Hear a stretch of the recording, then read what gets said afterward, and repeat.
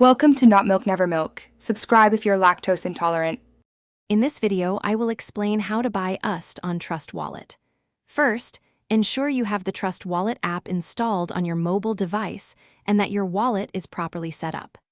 This process allows you to acquire Tether, a stablecoin, directly within the application using a credit or debit card.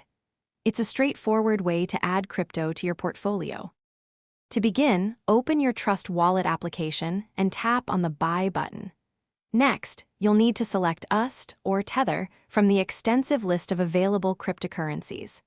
After choosing UST, simply input the amount you wish to purchase, for example, $100, using your preferred local currency. Trust Wallet partners with various third-party payment providers to facilitate these transactions. After entering your desired amount, you will see a list of these providers.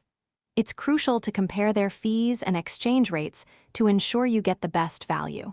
Choose the provider that offers the most favorable terms for your purchase.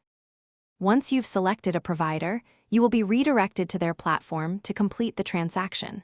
You'll likely need to pass a quick identity verification, then securely enter your credit or debit card details.